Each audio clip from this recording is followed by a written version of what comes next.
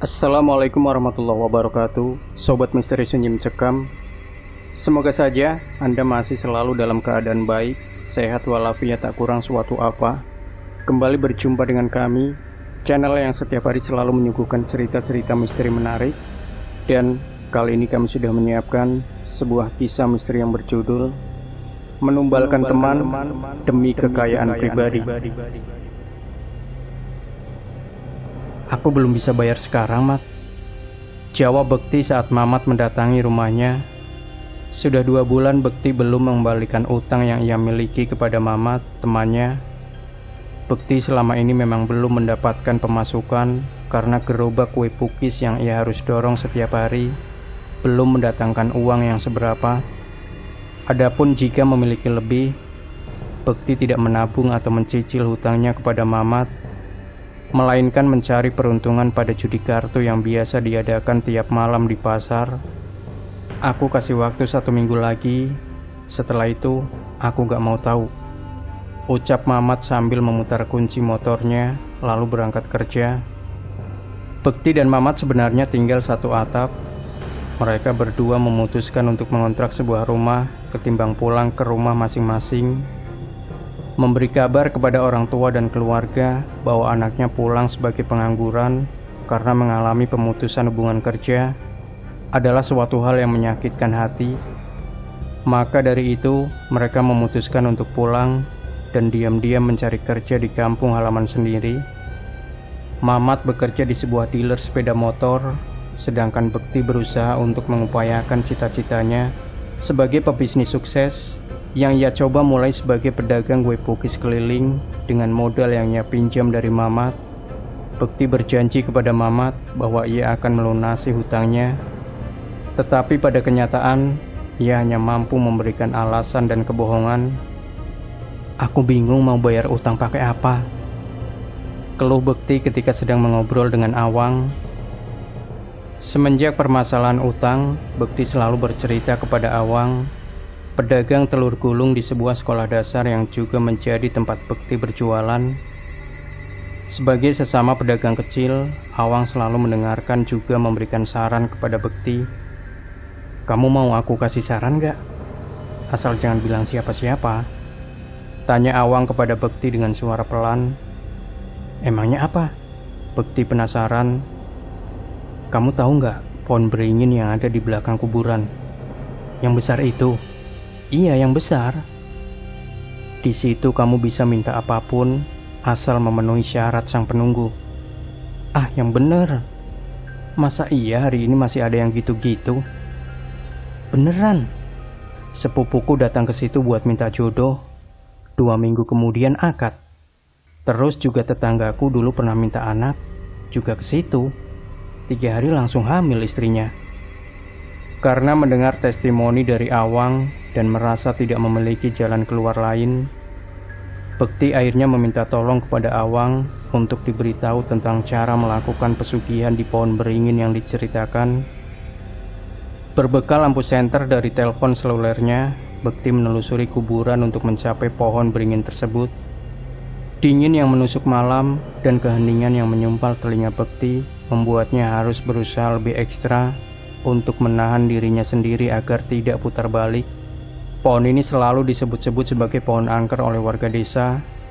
Maka dari itu, tidak ada yang berani mendekati pohon ini selain letaknya yang berada di belakang pemakaman.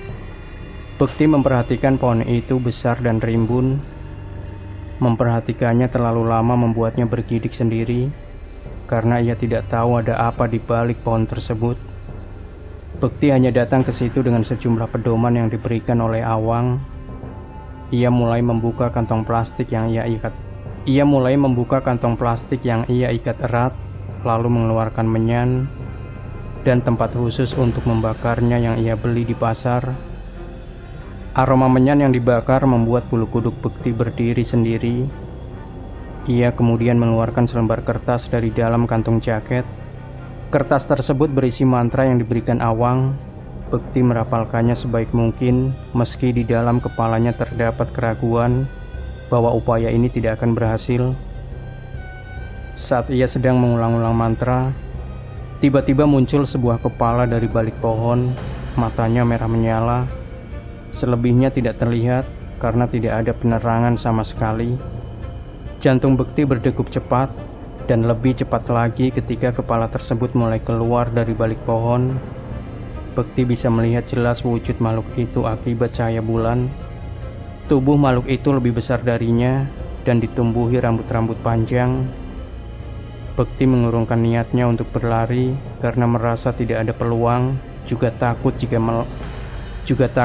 makhluk itu menerjangnya. Bekti diam sejenak untuk mengumpulkan keberanian. Lidahnya mendadak keluh, tapi ia tetap meminta kepada makhluk tersebut. "Permisi, saya datang ke sini untuk meminta pertolongan. Nama saya Bekti. Saya datang ke sini karena hidup saya susah, juga terlilit hutang. Jadi saya mohon kepada kamu untuk memberikan saya rezeki yang melimpah," ucap Bekti dengan rendah.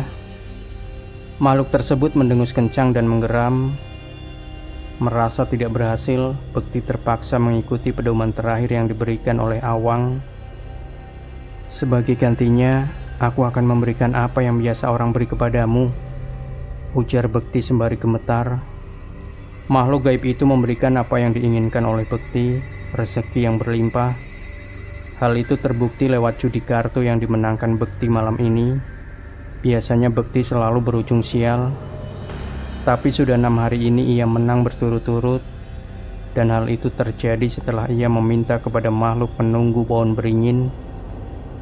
"Hei Bekti, bukannya bayar hutang, malah main judi di sini." Tanpa sepengetahuan Bekti, Mamat mendatangi tempat judi langganannya. Sebagaimana masalah di awal, Mamat kesal karena haknya tidak segera dibayarkan, dan lebih marah lagi ketika melihat orang yang meminjam uangnya malah bermain judi. Merasa dipermalukan di hadapan kawan-kawannya, Bekti sontak mengajar Mamat tepat di bagian wajah, lalu dilanjutkan dengan pukulan lain di tempat yang sama dengan bertubi-tubi. Adapun Mamat yang kaget hanya bisa menahan sebisa mungkin, lalu terjatuh ke tanah. Mamat yang sudah tergeletak bisa saja dibuat babak belur oleh Bekti jika kawan-kawannya tidak memisahkan mereka berdua. "Iya, kau tidak usah kesini. Aku pasti bayar kok," ujar Bekti membentak Mamat. Mamat yang masih terduduk di tanah mencoba untuk mengatakan sesuatu, tetapi tidak bisa. Matanya tiba-tiba membelalak dengan nafas yang terengah-engah. Sejenak semua orang di situ kaget dan kebingungan. Di waktu yang sama ketika melihat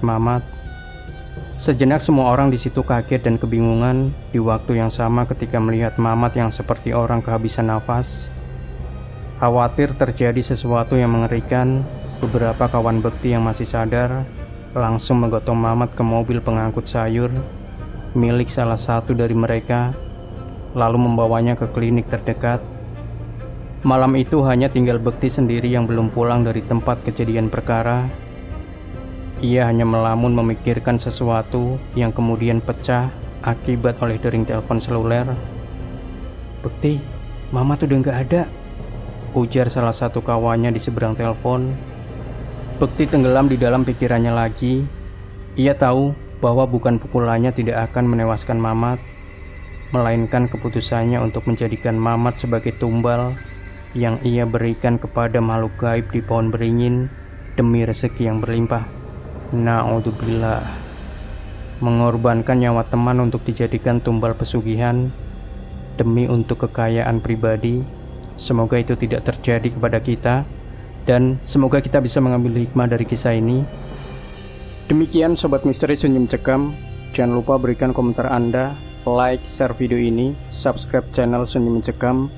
Nantikan kembali cerita-cerita misteri terbaru dari kami. Wassalamualaikum warahmatullahi wabarakatuh.